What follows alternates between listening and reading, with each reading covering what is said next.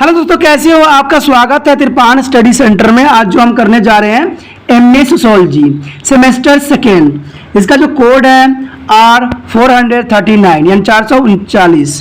ठीक है, ये जो था पहले सेमेस्टर थर्ड के लिए था, लेकिन अब जो है ये सेमेस्टर सेकेंड के लिए कर दिया गया है, जिसका नाम है method and techniques in a social research.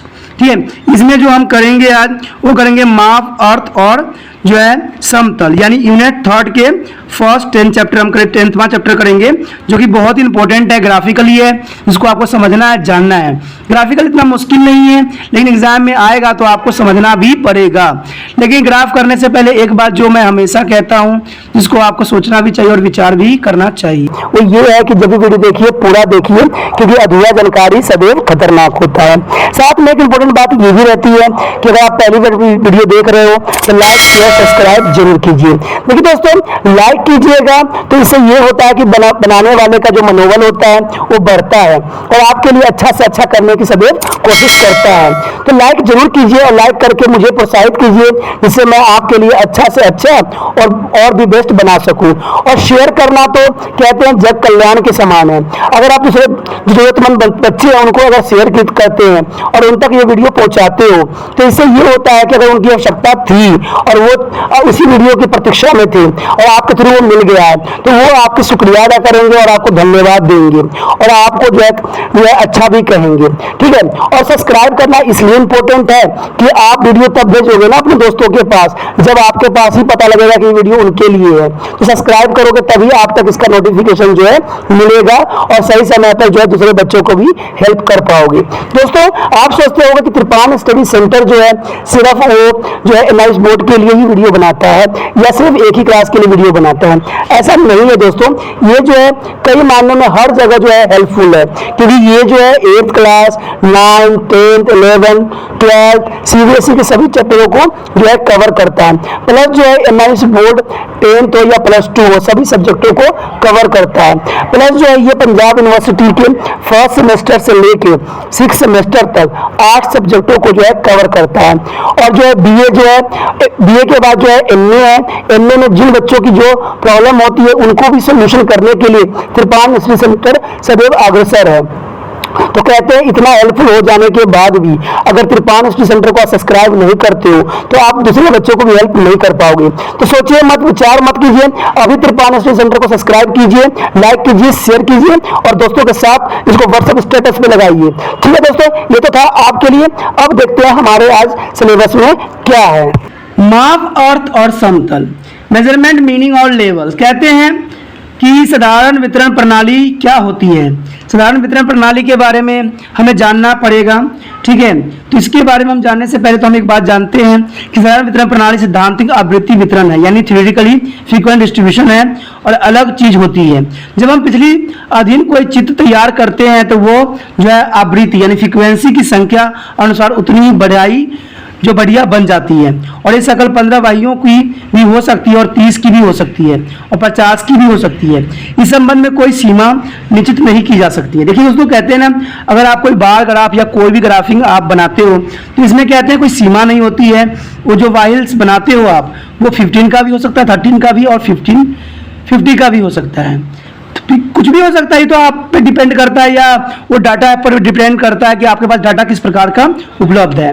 इस संबंध में कोई भी सीमा निश्चित नहीं की जा सकती है, क्योंकि बहुत से राइटरों ने, बहुत से जो है थिंकरों ने ये बात बताई थी कि उसमें से प्रोफेसर हैसनाल्स का विचार साधारण वक्र और वितरण संबंधी था। उन्होंने कहा था view on the normal curves on normal distribution if in their binomials यानी 1/2 plus 1/2 their value of the n is the infinity. We should have a very large number of points on the graph and the perfectly smooth symmetrically curves would be obtained. And even of p and q where is not equal, but if their value of the exponent was very large, we would be still get a curve almost perfectly smooth and symmetrically, such as smooth and symmetric curves are called to normal probability. ठीक है, इसमें जो smooth होती है symmetrically और curve जो होती है उसे हम नॉर्मली कहते हैं, नॉर्मली प्रोबेबिलिटी कहा जाता है। यानी curve are normal curves are error, यानी भाव यदि यानी 1 प्लस 1/2 प्लस 1/2 करोगे तो उसमें n का मूल्य अनंत हो, तो उसमें हम ग्राफ पर जो भरो गिनती में बिंदु मिल जाएंगे और वह बहुत बढ़िया सिमेट्री वाला सर्कल प्राप्त कर लेगा। और कहते हैं यदि P और Q को बराबर न भी हो तो भी हमें ऐसा वक्र प्राप्त होगा जो बहुत बढ़िया सिमेट्री बनाती है। ऐसी विधि सीधी ही सिमेट्री वाले वक्र के ही संभव वक्र की गलती का साधारण वक्र कहलाता है। तो यानी कह सकते हो कि साधारण वक्र में क्या कुछ शामिल होता है और साधारण वक्र में क्षेत्र संबंध क्या होती है। जैसे आप चित्र में भी देख सकते हो, यहाँ पर जो है साफ शब्दों में ये वक्र बनाई गई है, ठीक है, ग्राफिकल रिप्रेजेंट है, ठीक है। यहाँ पर ग्राफ जो होती है ये होती है, आपने देखा होगा कि एक ऐसी लाइन होती है, एक ऐसी होती है, जिसमें ये एक्स एक्सिस होती है, ये वाई एक्सिस होती है, ठीक है, ये हमारा वाई एक्सिस होती है। तो इसमें जो है यही इसी रूप से में हम बनाते हैं और हम देख सकते हैं। देखिए यहाँ ग्राफिक जो है ये बहुत अच्छा एनालाइजिंग करता है। कहते हैं कोई चीज़ वस्तु जो है यहाँ से 0 से स्टार्ट हुआ था और धीरे धीरे उसने प्रोग्रेस किया और एक मैक्सिमम सीमा पे जाके क्या हुआ, ये डाउन होती चली गई और फिर जहाँ शुरू हुआ था वहीं पे खत्म हो गई। तो ये जो कर्व्स लाइंस होते हैं, सिमेट्रिक बनती है, ये बहुत विशिष्ट होती है, चाहे कोई भी क्लास की हो, कोई भी चीज़ हो। कहते हैं एनालाइज करना आपको आना चाहिए। कोई भी एनालाइज डाटा जो होती है, एनालाइज करना ही कोई भी विद्यार्थी के लिए महत्वपूर्ण तथ्य सिद्ध होती है। कहते हैं इसी की व्याख्या अलग अलग लेखकों ने अलग अलग ढंग से की है। देखिए दोस्तों, ये बात तो साफ है और जाहिर है कि सबने, जो कितने भी थिंकर्स होते हैं, कितने भी व्यक्ति होते हैं, फिलोसफर होते हैं, सबकी अपनी अपनी विचारधारा होती है, अपनी अपनी उनमें सोच विचार होती है। कहते हैं छेद संबंध का साधारण वक्र में विशेष स्थान होती है। यदि प्रोफेसर हेल्महोल्ट्ज के दर्शन अनुसार बात जो है समझानी हो तो यह कहा जा सकता है कि since their ordinates are at the give sigma distance from to the mean has a way to the same their curves enclosed between the means ordinate and their ordinate at a content a sigma distance from two means would be a way be to same propositions and their total area of the curves. Thus there the area of enclosed between two mean are ordinary and their ordinate at a distance of 1 stand to deviations from to the means to a way 34.134% of the total area of curve. यानी इसको अगर हम हिंदी में भाव जाने तो इसका मतलब यही होता है, क्योंकि मीन से दिए सिग्मा फासलों पर जो है डिविडेंट का जो मीन एडिनेंट से वही संबंध होती है, इसलिए इस से यह परिणाम निकलता है कि वक्र का क्षेत्र जो मीन के विशेष सिग्मा फासलों पर सीन जो एडिनेट और एडिनोट मध्य घिरा होता है, वक्र के कुल क्षेत्र नेत्र का वही अनुपात। यानी यहाँ पर नेत्र लिख रखा है लेकिन नेत्र नहीं है दोस्तों, यहाँ पर क्षेत्र होगा, ठीक है। ये वक्र के कुल क्षेत्र का वही अनुपात होगा। यानी यहाँ पर जो यहाँ नेत्र दे रखा है, नेत्र नहीं होगा, यहाँ पर क्षेत्र होगा, यहाँ पर मिस्टेकनेस है, ठीक है। तो ये छोटी मोटी बातें चलती रहती है। उसके बाद है अन्य लक्षण होते हैं, इसके बहुत से और भी ऑर्डिनरी जो है इनके बिहेवियर्स होते हैं। उसमें यही है कि साधारण वक्र के अन्य लक्षण भी हो सकते हैं। इसमें बहुत से राइटरों ने अपने विचार दिया है। इसमें जो है प्रोफेसर हेल्महोल्ट्ज के अनुसार जो है इन्फ्लोरेक्शन के बिंदु और रिटर्न में एक अनुपातिक विचलन होती है। यानी कह सकते हो the point of influence, the point where to the curvature change in the directions are each standard deviation from to the ordinary। तो दोस्तों आप सोच रहे होगे कि ये बहुत ही टफ बातें हैं, बहुत टफ चीज़ें हैं, लेकिन अगर आप समझदारी से समझोगे ना तो बहुत ही आसान है, बहुत ही समझ वाली चीज़ है। उसके बाद कहा गया है मीन जो है ऑर्डिनेट सबसे ऊंची ऑर्डिनेट होती है। जो मीन बनती है ना, मीन जो होती है सबसे बड़ी ऑर्डिनेट होती है, इतना याद रखना, ठीक है।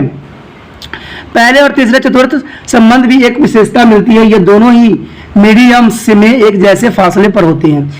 जो मीन के आप देखोगे, गैप देखोगे, वो सेम ही होती है किसी भी ग्राफिकल टेबल में।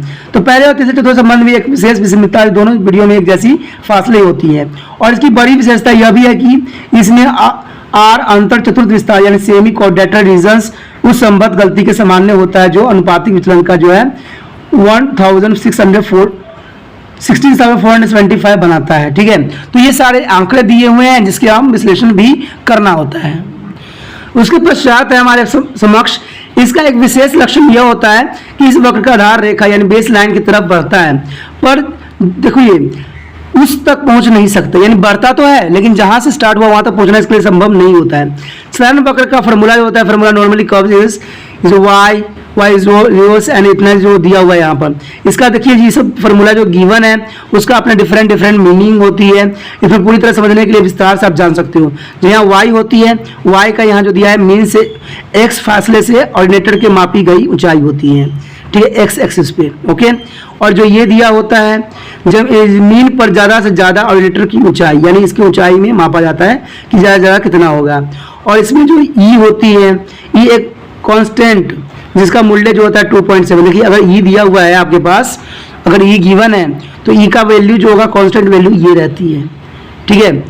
तो ये चीज़ें जानना आपके लिए बहुत इंपॉर्टेंट रहता है। अगर ई गिवन है तो इसका कांस्टेंट वैल्यू रहती है। उसके बाद क्यू जो होता है, क्यों अनुमानित विचलन होती है, अनुमानित या जो अनुमान लगाई जाती है। उसके बाद एक्स जो है निर्भर दर चर का दिया हुआ जिसके मीन से विचलन के रूप में प्रकट होता है, यानी प्रकट किया जाता है, यानी चर का दिया हुआ मूल्य होता है। जो चर में गिवन होती है मूल्य उस पर डिपेंडेबल होती है। उसके पश्चात हमारा साधारण वक्र के आरंभिक मान्यताएं क्या होती है। Base accommodation of the normal curve, करे साधारण वितरण और साधारण वक्र केवल चांस पर आधारित घटनाओं से निपटते हैं। इसके आरंभिक धारणा और यह समानता वक्र इस प्रकार के होते हैं। तो इसमें प्रोफेसर हंस ने एक अन्य वक्र का जिक्र किया है। वह लिखते हैं relations below their means are equal in a number and magnitudes to be directions about their means, यानी भाव मीन के नीचे की विचलन संख्या और आकार में जो है पता से उन विचलनों के बराबर होते हैं जो मीन के ऊपर मिलते हैं। इसके बाद उन्होंने बताया था कि ऐसे भी हो सकता है कि हर घटना स्वयं में एक जैसा महत्व रखती हो, ठीक है, क्योंकि बहुत से आप देखोगे, चाहे बार ग्राफ आप देख लो, चाहे आप हिस्टोग्राम देख लो, ठीक है, बार ग्राफ हिस्टोग्राम सब एक ही है, ठीक है, इसमें बहुत से होते हैं ग्राफ, ठीक है, फ्रीक्वेंसी ग्राफ भी होती है, इसके बारे में हम आगे चर्चा करेंगे। इसमें घटनाएं संबंधी मिलते हैं, अलग अलग कारण एक दूसरे से स्वतंत्र होते हैं। किसी भी घटना को लिया जाए उसके पीछे कई कारण होते हैं।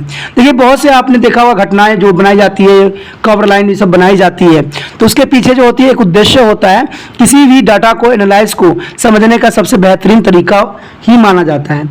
इसलिए ये सब मीन जो होते हैं, कर्व्स जो होते हैं, बहुत इंपॉर्टेंट स्थान रखते हैं।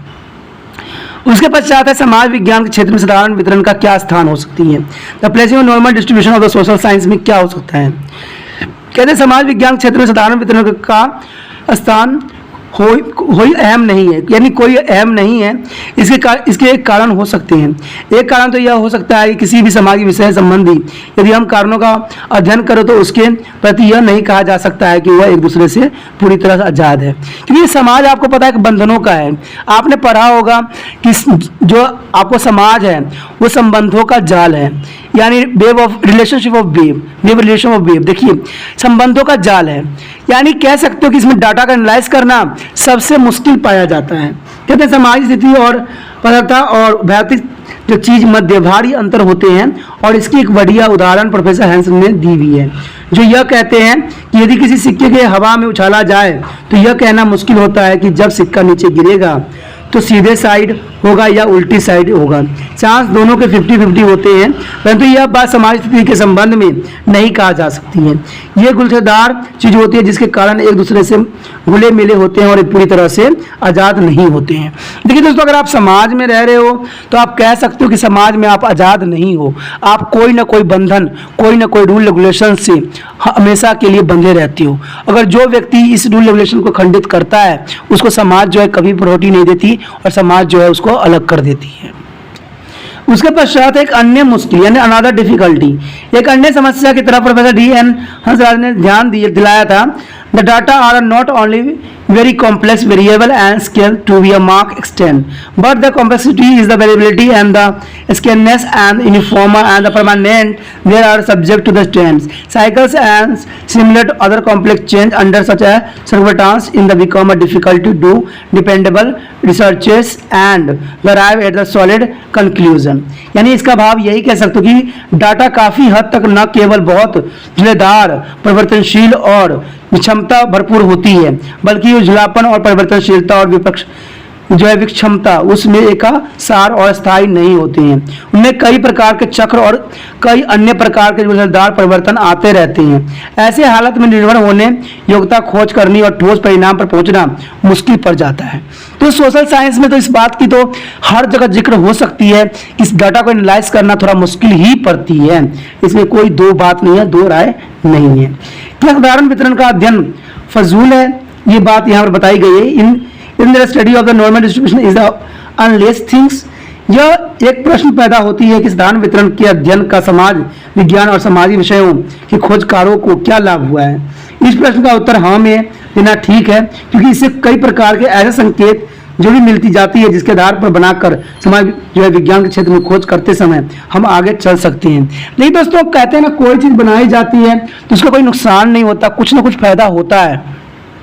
बेसिकली आज जो है ग्राफिकल का इतना सोशल साइंस में इतना यूज नहीं किया जाता है, लेकिन आने वाला समय में क्या पता इसकी बहुत ही उपयोगिता सिद्ध हो। तो इसलिए कह सकते हैं कोई फजूल नहीं होती है। ठीक है, हमने हर चीज की महत्वता को समझना है और हर एक बातों को जो है एनालाइज करना है। उसके पश्चात हमारे समक्ष है आवृत्ति वितरण ग्राफ। देखिए आवृत्ति वितरण ग्राफ यानी ये जो भी होती है बहुत इंपॉर्टेंट होता है। आवृत्ति वितरण ग्राफ यानी ग्राफिकल फ्रीक्वेंसी डिस्ट्रीब्यूशन। कहते डाटा को दिखाने के लिए ग्राफ का प्रयोग साधारणतः किया जाता है जो एस हांस अनुसार frequency distribution of all types of representing by means of graphical perceived from to the same regions and which is a graph are prepared from to other types of data. Such a graph are called frequency graph.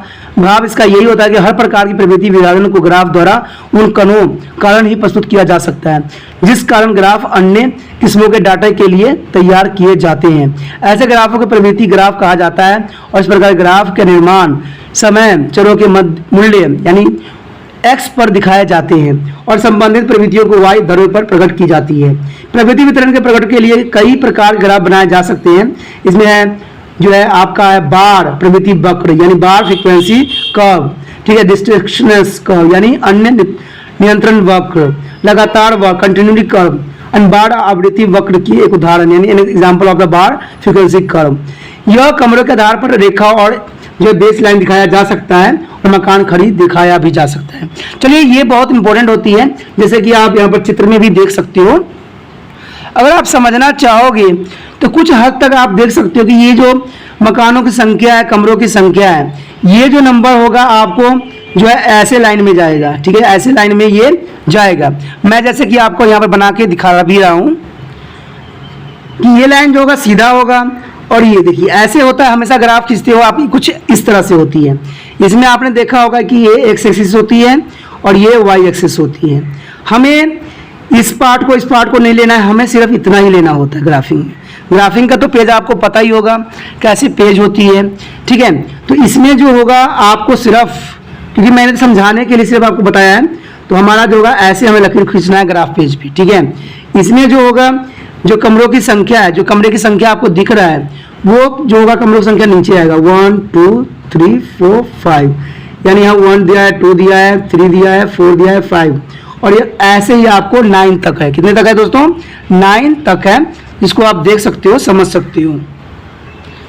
तो इसमें क्या है, आपको अगर bar graph बनाना है, अगर बार frequency कहा है तो इसमें आंकड़े देखने पड़ेंगे। आंकड़े जो है देखिए सबसे छोटी नंबर्स कितने हैं 25, तो यहाँ पर आपको 0 लेना पड़ेगा और यहाँ 25 फिर यहाँ पर लेना पड़ेगा। अब देखिए गैप आपके एक जैसे ही होना चाहिए।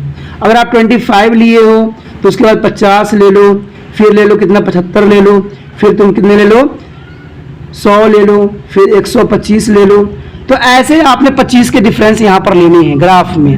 ग्राफ पे होगा तो बेटर है, नहीं है फिर भी आप अपना जो है वो स्केल से और पेंसिल से इसको बना सकते हो। तो आप इसे बना सकते हो। ठीक है, ग्राफ में जो होगा मैं ड्रॉ करूंगा दोस्तों, लेकिन आपको ये वीडियो का लास्ट देखना पड़ेगा। लास्ट में मैं आपको इसको सारे चीज जो ग्राफिकल पेज पे समझाने की कोशिश करूंगा। यहाँ पर तो मैं रफली समझा रहा हूँ, लेकिन जब वीडियो लास्ट होगी ना तो देखना उसमें मैं आपको ग्राफिक पेज लेके उसको अंडरस्टैंड कराऊंगा। ठीक है, अच्छे से करवाऊंगा, इसको सारे क्वेश्चन को जो है सोल्यूशन करके दिखाऊंगा। इसमें आपको पता ही है कि ऐसे एनालाइसिस करने होंगे। अब 170 है तो इसको और ऊपर लेके जाना पड़ेगा। ठीक है, तो जैसे जाएगा जहां तक जाएगा आपने क्या करना है, यहाँ पर एक लाइन ऐसे बना देना, ये बार ग्राफ में आएगा। ठीक है, फिर उसमें एक जो होता है एक स्पेस खाली करना पड़ता है, तो आगे ये कंटिन्यू बढ़ता जाएगा। जब मैं बार ग्राफ में कराऊंगा, जब आपको एक जो पेज पे कराऊंगा, इसके ग्राफिक पेज पे कराऊंगा, तब आपको और भी अंडरस्टैंडिंग हो जाएगी। तो जो है आप लास्ट तक बने रहो मेरे साथ, कहीं बीच में छोड़ के चले गए तो आप अधूरा रह जाओगे। चलिए आगे हम देख लेते हैं। इतना तो आपको समझ में आ ही गया होगा। जब इसी को एनालाइज करके बनाओगे तो कुछ इस तरह से ग्राफ जो है आपको समक्ष होगा। इसे हम बार फ्रीक्वेंसी कर्व कहते हैं। बार फ्रीक्वेंसी कर्व होने के लिए आपको पता है एक खाने जो होते हैं हमेशा छूटे होने चाहिए, तभी बार बनेगा। ठीक है, एक कई प्रकार के होते हैं, मैंने बता भी चुका हूँ। एक बार ग्राफ होता है, ठीक है, एक होता है फ्रीक्वेंसी, ठीक, आवृत्ति होती है। तो इसके बारे में हम आगे पढ़ेंगे। अब जो हम पढ़ेंगे वो है पट्टीदार ग्राफ। पट्टीदार ग्राफ क्या होता है देखिए। पट्टीदार ग्राफ में अगर आप देखना चाहोगे तो इसमें कोई प्रॉब्लम नहीं होता है। इसे हम जो है बैंड ग्राफ भी कहते हैं। इसमें खासियत थोड़ी सी इतनी रहती है कि इसमें आपको यहाँ पर देख सकते हो कि यहाँ पर जो है ईयर्स दिए हुए हैं, ठीक है, और यहाँ पर जो है दो आंकड़े दिए हुए हैं, आंकड़े 1 आंकड़े 2। तो आपको दोनों आंकड़े लेके चलना पड़ेगा और इन दोनों का जो है परसेंटेज यहाँ पर निकाल के दिया गया है। तो इसी को ही हम जो है पट्टीदार ग्राफ के नाम से भी जानते हैं और इसको हम बैंड ग्राफ भी कहते हैं। तो बैंड ग्राफ में जो होता है इतना याद रखना कि दो डाटाओं को दिया जाता है। पट्टीदार ग्राफ वो होते हैं जो एक ही पूरी पट्टी के शक्ल में होते हैं, जिसमें क्रमवार सालों का डाटा दिया होता है, यानी सालों का डाटा होता है। और पट्टीदार ग्राफ के उदाहरण जो है इसे हम बैंड ग्राफ यानी 1949 से 50 के दौरान हिंदी फिल्मों में पिक्चर प्रोड्यूसिंग को इतना में बताया गया है, उसके बारे में डिटेल यहाँ पर दिया हुआ है। और इसके दो ग्राफिंग्स होते हैं और दो के हम जो है एवरेज निकालते हैं, परसेंटेज निकालते हैं कि इसकी क्या होता है। तो याद रखना कि एक साल दी होती है और इसमें दो एनालाइसिंग करने के लिए डाटा मौजूद होता है। तो इसको हम क्या कहते हैं दोस्तों, बैंड ग्राफ या पट्टीदार ग्राफ। जो पट्टीदार ग्राफ जो आप बनाओगे कुछ इसी तरह से दिखेगा जैसे मैं यहाँ पर दिखाने की कोशिश कर रहा हूँ। इस प्रकार के जो है आपके बनेगा। क्यों? क्योंकि ये बैंड है, तो बैंड में देखिए दो डाटा को एनालाइज किया गया है, यहाँ सालों को एनालाइज किया गया है और यहाँ डाटा को एनालाइज किया गया है। तो इसी तरह से बैंड बनेगा। देखिए इसमें दो तरह के बैंड बनाई गई है, जैसे आप देख भी सकते हो, एक काफी गोरा गोरा तिरछा तिरछा है, एक लंबी लंबी बनाई गई है। तो ये एनालिसिस जो होती है इसको करना आसान होता है। उसके पश्चात हमारे समक्ष है जोड़ ग्राफ। अब जोड़ ग्राफ क्या, चलिए देखते हैं इसमें जोड़ ग्राफ में क्या है। जोड़ ग्राफ जो होती है कई प्रकार की होती है। इसमें कहते हैं कि यह ग्राफ की वह वक्र है जिसमें तीन वक्र खींचे जाते हैं। जब इनको ऊपर खींचा जाता है तो यह जोड़ जेड जैसे लगता है और तीन वक्र नीचे खींचने के लिए होती है। इसमें कहते हैं कि मूल डाटा के वक्र यानी कर्व ओरिजिन डाटा, संचित डाटा वक्र यानी कर्व, कम्यूटेटिव्स डाटा, मूविंग जो है टोटल डाटा यानी मूविंग्स टोटल कर्व्स। इस प्रकार के वक्र को शक्ल बना डाटा दिया जा रही है ताकि वे विद्यार्थियों जिनकी समझ पड़ जाए। ठीक है, तो आप देख सकते हो यहाँ पर जो है असल जोड़ ग्राफ यानी ओरिजिनल जेड ग्राफ। इसमें आप देख सकते हो कि जेड का रूप धारण कर रहा है और कैसे एनालिसिस हो रही है इसमें। ठीक है, तो ऐसे ग्राफिंग होना बहुत से सक्षम नहीं रहता है बच्चों के लिए, लेकिन फिर भी आपके एग्जाम में ऐसे आ सकता है। तो आपको इसी तरह अगर वहाँ पर लिखा होता है कि जोड़ ग्राफ से आप क्या समझते हो, तो आपको कुछ इसी तरह से एनालाइज करना पड़ेगा और आप बताओगे कि जोड़ ग्राफ में कि यह ग्राफ वह वक्र है जिसमें तीन वक्र खींचे जाते हैं। कितने वक्र? 1 2 3। इसमें तीन वक्र जो होते हैं खींचे जाते हैं और तीन वक्र का नाम क्या है? मूल डाटा के वक्र, संचित डाटा वक्र और मूविंग डाटा। ठीक है, मूविंग टोटल डाटा। तो ये तीन चीजें आपको याद रखना है और आपको जानना है। अगर ये तीन चीजें याद नहीं रखोगे तो एग्जाम में शायद रिप्रेजेंट करने में सक्षम नहीं हो पाओगे। तो दोस्तों ये बात जरूर रखना, इसके तीन पार्ट होते हैं। ठीक है, उसके बाद हमारा आता है कलिक और प्रवृत्ति चित्र। इसमें जो है कलिक और जो है आवृत्ति चित्र यानी हिस्टोग्राम एंड हिस्टोग्राम। आपने देखा ही होगा कि हिस्टोग्राम, हिस्टोग्राम्स एंड हिस्टोग्राम। ठीक है, कलिक का मतलब होता है हिस्टोरियन ग्राम और जो होता है आवृत्ति चित्र का मतलब होता है हिस्टोग्राम। ये आपने छोटे क्लास में भी किए होंगे, इसमें आपको इतना कन्फ्यूजन होने की जरूरत नहीं है। जो गुप्त अनुसार कलिक श्रेणी के चारों ओर जैसे 3 महीने, साल आदि को क्षैतिज पर और समय संबंधित पर कोटे दूरी पर अंकित किया जाना चाहिए। इस प्रकार के चित्र माप और अनुपात स्केल में मापे जाते हैं। आवृत्ति चित्र का अर्थ ऐसे ग्राफ से है जो किसी आवृत्ति के ऊर्ध्वर आयतों का प्रकट करता है। तो आपने बचपन में पढ़ा भी होगा, बार ग्राफ भी पढ़ा होगा। ठीक है, हिस्टोग्राम, ग्राफ भी, फ्रीक्वेंसी, ये तीन तरह का ग्राफ हमेशा रहता है। ठीक है, जब मैं ग्राफिकल कराऊंगा, ग्राफ जब बनाऊंगा तो मैं तीनों ही डाटा को आपको समझाऊंगा कि बार ग्राफ क्या होती है, ठीक है, हिस्टोग्राम क्या होती है, फ्रीक्वेंसी डाटा क्या होती है। तो ठीक है, इसलिए कहता हूं बने रहिए। उसके बाद हम जो पढ़ेंगे वो है हिस्टोग्राम का डाटा। हिस्टोग्राम का डाटा जो होती है साधारण होती है और इसको बनाना और करना बहुत ही आसान होता है। हिस्टोग्राम के जो डाटा होता है दोस्तों कुछ इसी प्रकार से दिख रहा होगा आपको। कहते हैं हिस्टोग्राम का डाटा क्या होती है, कहते हैं अलग अलग 100 दुकानों के मुनाफे की मासिक रकम के वितरण इस प्रकार आपको दिया हुआ है, प्रति दुकान मुनाफा, तो ऐसे हमें दिया गया है और दुकानों की संख्या दी गई है कि इतने दुकान को जो है इतना मुनाफा हुआ है और इतने दुकानों को इतना मुनाफा हुआ है। इसको हमें बार ग्राफ में देखना है, तो आपको देख सकते हो कि 200 से 300 की जो है वो सबसे अधिक मुनाफा कमाया और उसमें सबसे अधिक संख्या भी है 27 का, ठीक है। 27 सबसे अधिक दुकान इसी में सम्मिलित थी, लेकिन सबसे अधिक मुनाफा जिसको हुआ है सिर्फ 6 दुकान को हुआ है सबसे अधिक मुनाफा, और सबसे कम मुनाफा हुआ है 12 दुकान को जो 0 से लेकर 100 के बीच में हुआ है।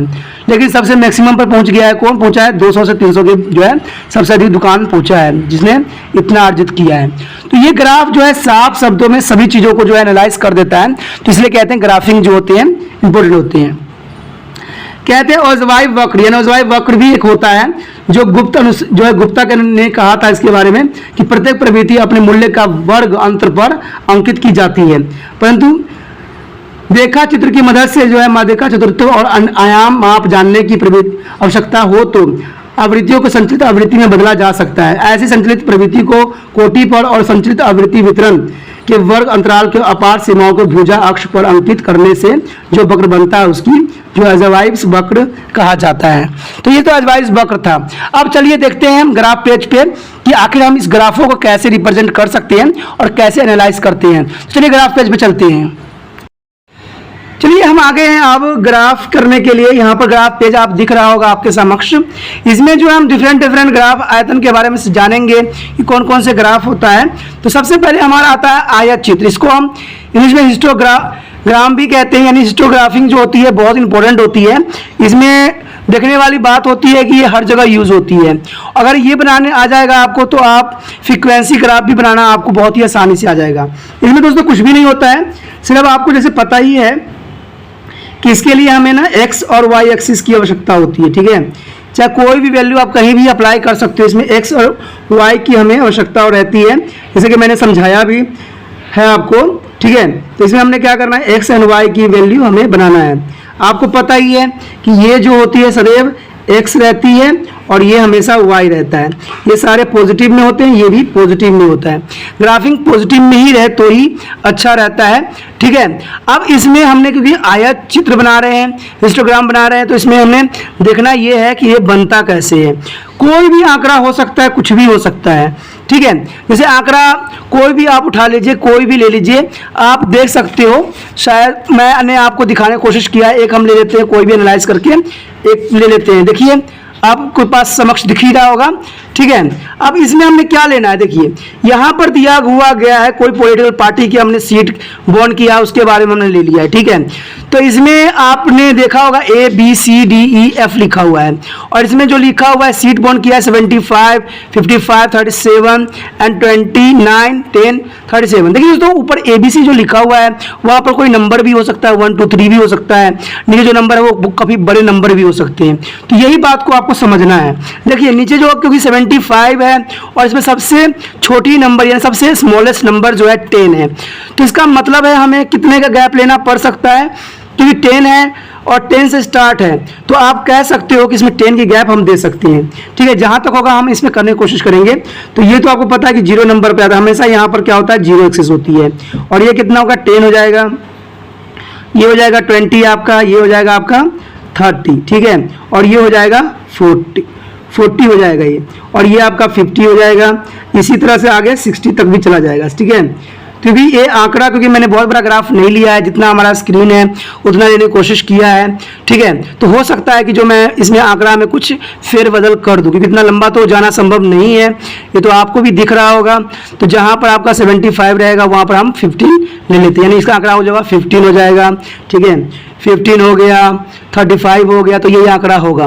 तो चलिए कोई भी आंकड़ा ले लीजिए, सिर्फ आपको समझाने के लिए मैं ये करने की कोशिश कर रहा हूँ, ठीक है। आंकड़ा कुछ भी हो सकता है। तो नीचे जो होगा आपको दोस्तों आपको पता है कि 0 होगा तो ये A हो जाएगा, ये B हो जाएगा, ये C हो जाएगा, और ये D हो जाएगा, ये E हो जाएगा, और यहाँ पर जो होगा आपका F कहलाएगा, ठीक है। यहाँ पर तक F तक चला जाएगा, क्योंकि हम F तक लिए हैं तो ये F कहलाएगा लास्ट में, ठीक है, जो पॉजिटिव थी। ये F तक, यहाँ तक तो आपको समझ में आ गया होगा। अब हमने ये देखना है कि इसको हमने करना कैसे है, क्योंकि आयत चित्र है तो आयत चित्र में जो है हमें कुछ अलग करके दिखाना पड़ेगा, क्योंकि इसमें सारे चिपक के बनते हैं। ये इसकी विशेषता होती है, ये इसकी खासियत होती है। ठीक है, तो टेबल की रिगार्डिंग जैसे कि आपने देखा भी होगा कि जो जो आंकड़ा है उसी बेस पे हम चलेंगे। हमारा कितना है, पहला जो है 25 है, ए के लिए कितना है 25। अब देखिए 25 है तो कुछ बच्चे क्या करते हैं, यहीं से स्टार्ट हो जाते हैं, ए से इतना तक। ठीक है, लेकिन जो है जैसे मर्जी कीजिए, ये आपका अपना डिपेंड करता है।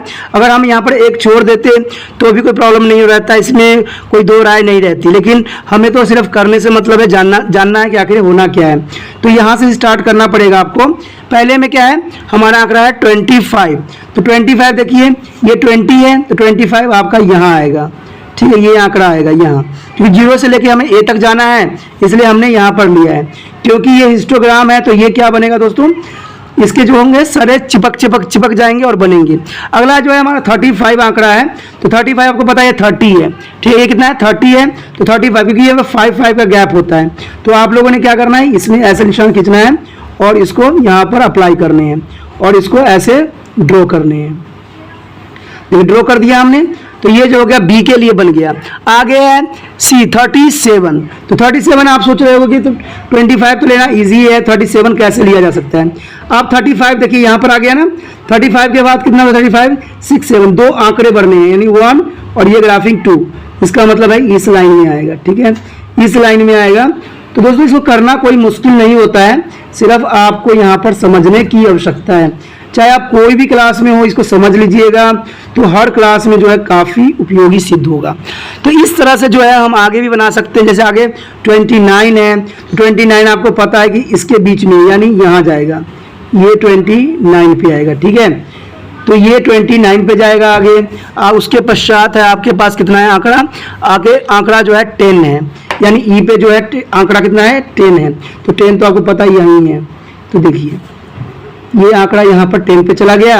उसके पश्चात आप देख सकते हो कि एफ का आंकड़ा कितना है 37 है, यानी उसी के बेस पे है 37, तो यानी यहाँ पे है। तो इसको आपने क्या करना है, यहाँ पर तो 5 है 6 7 यानी यहाँ पर आएगा। ठीक है, तो इसमें क्या करना है, आपने यहाँ पर लाइन खींच देना है। तो इस तरह से जो है आपका जो है आयत चित्र यानी हिस्टोग्राफ तैयार हो जाता है। कोई इसमें डाउट रहा, कुछ क्वेश्चन है तो आप मुझसे पूछ सकते हो। बहुत ही आसान तरीके से ये ग्राफिंग सिस्टम किया है हमने। उसके पश्चात हमारे समक्ष जो है दंड आलेख। देखिए इसी आंकड़े को हमने क्या करना है, दंड आलेख में भी भर के देखना, क्योंकि आंकड़ा बदलना आप लोगों को कन्फ्यूजन हो जाएगा। तो सबसे पहले तो हम वही करेंगे, X axis and Y axis. ठीक है, ये X axis and Y axis लेंगे।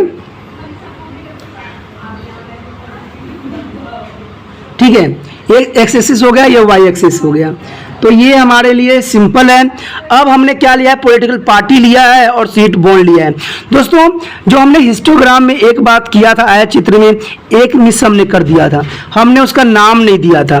ये बच्चे हमेशा गलती करते हैं, तो नाम नहीं दीजिएगा तो सवाल सही नहीं होगा। जैसे कि आपको पता है कि ये क्या है हमारा पॉलिटिकल पार्टी, तो पॉलिटिकल पार्टी यहाँ लिख दीजिए। क्या लिख दीजिए, तो पॉलिटिकल यहाँ पर पार्टी हमने लिख देना है यहाँ पर, क्योंकि ये चीज़ें जरूरी होती है। ये आप मिसिंग कीजिएगा तो हमेशा कन्फ्यूजन में रहिएगा। ठीक है, ये लिखना जरूरी होता है कि हमने इसको इधर क्या शो किया, जो भी होगा आपको यहाँ लिखना होगा।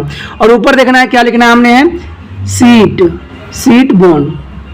ठीक है, जितना सीट बॉन्ड हुआ है उसको हमें रिप्रेजेंट करना है। तो ये छोटी छोटी बातें गलतियाँ नहीं करिएगा, क्योंकि हमें पता है। देखिए यहाँ पर भी वही बात आता है। ठीक है, ये ए के लिए है, ये ए का है, ठीक है, तो ए ही रहेगा। ठीक है, ये बी के लिए है तो बी रहेगा, ये सी है, ये डी है, ये ई है, ये एफ है। ठीक है, तो इसमें थोड़ा सा ये रहता है कि अगर एक लाइन छोड़ दो तो भी कोई प्रॉब्लम नहीं है, क्योंकि एक लाइन इसमें हट हट के बनता है। ये इसकी खासियत है। दंड आलेख का यही होता है, क्योंकि हमने बार ग्राफ में यहीं से स्टार्ट कर दिया था, लेकिन इसमें एक लाइन तो छोड़ना ही पड़ेगा। तो ये देखिए इसमें ए में चला जाएगा। पहला हमारा जो आंकड़ा था क्या था, हमने लिखा ही नहीं। देखिए ये यहाँ पर क्या आंकड़ा हमने लिया था, उसमें 10, ठीक है, क्या लिया था 20, 30, 40 एंड 50। ठीक है, यही लिया था ना हमने आंकड़ा। जो आंकड़े हमने लिए थे उसमें इसमें भी वही लिया है। ठीक है, तो पहला आंकड़ा कितना था हमारा 25, तो 25 कहाँ होगा, ये तो पता ही है आपको। देखिए 25 कहाँ आ रहा है, ये कितना है हमारा 20 है, ठीक है। तो 20 के बाद कितना आता है 25, तो ये आएगा यहाँ पे, ठीक है। तो इसमें आपको यहाँ अलग अलग हटा हटा के बनाने हैं।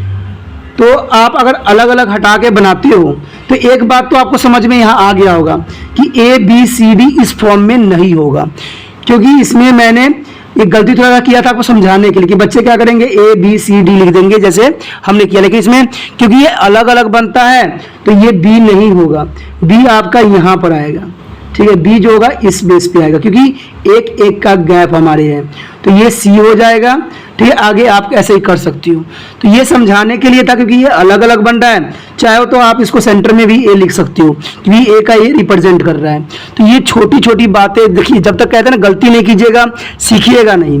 अब B में कितना हमारे आंकड़े दिए हुए हैं 35, तो 35 कहाँ पर है, ये 30 है, उसके आगे क्या होगा 35, क्योंकि एक हमने ग्राफिंग छोड़ना है, तो इसीलिए जो है इसको हमें एक ग्राफिंग छोड़ के बनाएंगे। देखिए हमने कर लिया। अब कितनी आसानी से जो है हमारा बार ग्राफ तैयार हो रहा है, क्योंकि बहुत लंबा है आंकड़ा, आप तो पता ही है, तो इतना तक हम जा नहीं सकते, क्योंकि एक एक हमने छोड़ना है तो ये बहुत लंबी चली जाएगी। तो कहते हैं जितना समय सीमा होती है उतना ही लेके हमें चलने की आवश्यकता होती है। आ गया 37, 37 तो आपको पता ही है कि 30 है, 35 है, और इसको 2 के बाद 37 आएगा, यानी यहाँ पर आएगा, ठीक है। तो ये लेके हमने क्या किया, यहाँ पर C के लिए हमने कर दिया। तो यहाँ पर तो फिलहाल C तक ही मैंने किया है, आगे आप स्वयं कर सकते हो, जान सकते हो। तो ये A के लिए होगा, ये B के लिए होगा, और ये C के लिए होगा। ये नीचे भी आप अच्छे से लिख सकते हो। तो इसमें आप भी बता सकते हो कि कितने कितने इसने सीट जीता है। ये कितना जीता था 25 था, ये कितना था 35 था, और ये कितना था 37 था। तो ये आंकड़ा जो होती है बहुत इंपॉर्टेंट होती है, किसी भी क्लास के लिए बहुत ही इंपॉर्टेंट होता है। आपको सबसे पहले यही समझ में नहीं आता कौन बार ग्राफ है, कौन दंड आलेख है, तो ये बहुत ही प्रॉब्लम बच्चों के साथ रहता है। अब हम देख लेते हैं एक अगला जो बहुत ही महत्वपूर्ण है। तो देखिए हमारा यहाँ पर हम आ गए वार्ता चित्र यानी फ्रीक्वेंसी ग्राफ। ये बहुत ही महत्वपूर्ण रहता है किसी भी क्लास के लिए, ठीक है। तो इसमें आंकड़ा तो वही होगा, आपको पता ही है कि इसमें जो है 0 रहेगा, A रहेगा, B रहेगा, C रहेगा, D, E और F, ठीक है। और यहाँ पर 10 रहेगा, ठीक है, 20, 30, 40 एंड 50। ठीक है दोस्तों, मैंने वही आंकड़ा लेके चला है क्योंकि आपको कोई तरह की प्रॉब्लम ना हो। तो चलिए देखिए, इसमें बात सिर्फ इतनी सी होती है कि इसको पहले आपको क्या करना पड़ेगा, आयत चित्र बनाना पड़ेगा, यानी हिस्टोग्राम बनाना पड़ेगा, हिस्टोग्राफ बनाना पड़ेगा। उसके पश्चात ही आप जो होगे इसके जो है फ्रीक्वेंसी ग्राफ बना सकते हो।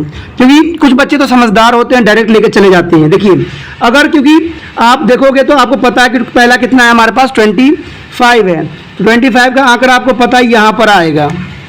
उसके पश्चात जो है यहाँ पर बनेगा, मैं बताता हूँ, मैं डायरेक्ट भी करके एक बार आपको दिखाऊंगा। ये हो गया, ठीक है। उसके पश्चात कितना था हमारे पास 35, तो 35 आपको पता है यहाँ पर आता है, ठीक है। तो इसको हमने यहाँ पर लिया, यानी एक तरह से आयत चित्र ही बन रहा है, ठीक है। आप सोच रहे हो कि आयत चित्र में बना के क्या कर रहा हूँ, ये टाइम पास नहीं दोस्तों, टाइम पास नहीं है, यही तो आपको समझाने की कोशिश करेगा। कहते हैं कोई चीज बारीकी से समझोगे तो समझ में आ गया। हमारा कितना है 37 है, कितना है 37 है, वही है, कोई खास नहीं, उतनी ही हम वही लेकर चल रहे हैं। और क्योंकि ये हमारा फ्रीक्वेंसी है तो हम इसको फ्रीक्वेंसी में कन्वर्ट करेंगे, सेम ऐसा ही है, एज इट इज ही है, ठीक है। तो अगला कितना है, अगला हमारा जो है 29 है। तो 29 कहाँ आता है, ये देखिए 20 है ना, 29 यहाँ पर जाएगा, तो ये 29 यहाँ पर आ गया, ठीक है। उसके पश्चात हमारे पास है 10, तो 10 कहाँ पे है, यहाँ है, तो 10 पे हमने ले लिया। उसके पश्चात क्या है 37, तो 37 आपको पता ही है कि 37 यहाँ है, तो इसी के साथ जो है यहाँ पर बनेगा, देखिए। तो ये 37 यहाँ पर बन गया, तो ये बन गया। आप सोचिएगा कि इसका फ्रीक्वेंसी ग्राफ कैसे बनेगा। आपको यहाँ पर सेंटर पॉइंट लेना है, ठीक है। ये तो चलिए जिन बच्चों को नहीं आता था इसलिए सिखाने के लिए मैंने ऐसा किया है, ओके। ये होता है, ओ सॉरी यहाँ पर नहीं, गलती हो गया, यहाँ लेना है, ठीक है। ये नहीं है, ये याद रखना, ये नहीं है, ये गलती से मुझसे निशान लग गया है, ठीक है। अब इसमें हमने क्या करना, देखिए इसको बनाने के लिए, फ्रीक्वेंसी बनाने के लिए हमने 0 से स्टार्ट करने हैं। कोई भी आंकड़ा जो होता है सदैव 0 से होता है, ऐसे लिया, फिर हमने देखिए ऐसे लिया और फिर हमने क्या किया, इसको ये आंकड़ा ऐसे गया, फिर ऐसे आया और फिर ऐसे गया और इस पे फिर ऐसे गया। देखिए यहाँ पर जो मैंने स्केल से किया था ना वो बिल्कुल गलत था, क्योंकि कभी भी हमें अगर आंकड़े को रिप्रेजेंट करना होता है तो हम फ्री हैंड पेंसिल इस्तेमाल करते हैं, ना कि स्केल यूज़ करते हैं। तो कभी भी स्केल यूज़ नहीं कीजिएगा, जब भी आपको ये बनाना होता है फ्रीक्वेंसी तो स्केल यूज़ नहीं किया जाता है, फ्री हैंड यूज़ किया जाता है। चलिए ये तो था एक आंकड़े के लिए। अगर आपके पास दो दो आंकड़े हो तो क्या कीजिएगा, दो दो आंकड़े होंगे तो क्या होगा। चलिए मैं इसका कोई आपको नहीं बताऊंगा, सिर्फ बनाने का तरीका बता देता हूँ, ठीक है। अगला जो मैं बताने जा रहा था दो आपको, वो पॉलीगन्स होगा, ठीक है। पॉलीगन में क्या होगा दोस्तों, दो आंकड़े आपको दिए होंगे, एक दिया होगा सिंपल मार्क या उसके बाद होगा आपको दो डिफरेंट ए और बी दे सकता है। तो इसमें आपको कन्फ्यूजन होने की आवश्यकता नहीं है, आपको सिर्फ समझने की जरूरत है कि आखिर इसमें बोला क्या है और क्या कहने की कोशिश किया है। क्वेश्चन कुछ भी होगा, कन्फ्यूजन होने की जरूरत नहीं है, आप कहीं भी से एक आंकड़ा इकट्ठा कर लोगे। एक हो सकता है कि आपको ईयर दिया हुआ हो, ठीक है, और उसके बाद डिफरेंट उसके दो जो है एक दो एनालिसिस, दो रिसर्च दिया हो, तो कुछ भी हो सकता है। या सिंपल ही कह लो कि मार्क दे रखा हो और ए और बी सेक्शन की तुलना करने के लिए दिया हो। तो इसमें सिंपल जो ग्राफिंग होता है, कहीं भी आपको पता है कहीं से आंकड़ा छुएगा तो यहाँ छुएगा, ठीक है। कोई भी अगर कोई भी, मैंने ऐसे अंदाजा आपको बताने की कोशिश कर रहा हूँ, ठीक है। ये पहले के लिए होगा, पहला यहाँ से स्टार्ट हुआ था, किसी ने यहाँ पर अंक प्राप्त किया था, किसी ने यहाँ प्राप्त किया था, ठीक है, और किसी ने क्या किया था, यहाँ प्राप्त किया था, इसमें भी प्राप्त किया होगा ना। तो हर में एक आपको उसकी सेंटर पॉइंट लेना पड़ता है, ठीक है। और सेंटर पॉइंट लेने के पश्चात क्या करना पड़ता है, फ्री हैंड आपको इसको ऐसे बनाना पड़ता है, ठीक है, आंकड़े को लेके, ठीक है। तो ऐसे ये टेढ़ा हो गया था लेकिन इसको आंकड़ा ऐसे ही आएगा, ठीक है। तो ये होता है इसका। अगर मान लीजिए दूसरा, अगर मान लीजिए कि ये हमारा जो था क था, क के लिए ये मार्क थी, यानी सेक्शन ए ले लो, सेक्शन बी ले लो, कुछ भी ले लो। अब बात देखा दूसरे के लिए हम कैसे रिप्रेजेंट करेंगे। अगर मान लीजिए किसी ने ए ग्रुप में अच्छे मार्क्स लेके उसने सबसे हाईएस्ट कर लिया, यानी यहाँ पर ले लिया। एक ने क्या किया, इसको डुबो दिया, यहाँ पर ले लिया। दूसरे ने क्या किया, थोड़ा सा और अच्छा करने की कोशिश किया, सेम किया, दोनों ने यहाँ पर आके कर लिया। और तीसरे ने क्या किया है, यहाँ पर आ गया। चौथे ने फिर अच्छा काम करके यहाँ ले आया है। तो इसका आंकड़ा जो होगा कुछ इस तरह से रिप्रेजेंट होगा। सबसे पहले ऊपर से ऐसे आएगा, ठीक है, और लेकिन इसको आपने ये लाइन से नहीं ड्रॉ करना है, उसको डॉट डॉट लाइन ड्रॉ करना है, क्योंकि अगर दोनों को सेम सेम कर दीजिएगा तो वो गलत हो जाएगा। तो ये बातें जो होती है बहुत इंपॉर्टेंट होती है किसी भी विद्यार्थी के लिए, कि इन सब चीज़ों को वो पॉइंट आउट करे, ठीक है। तो ये आपने क्या करना है, डॉट डॉट लाइन से रिप्रेजेंट करना है। इससे क्या होता है, आंकड़ा जो होती है नहीं मिलती है। जिन बच्चों के पास अगर कलर है तो कलर से भी इसको रिप्रेजेंट कर सकते हैं। तो ये ख के लिए हो जाएगा, यानी सेक्शन सेकंड के लिए ऐसा बनेगा।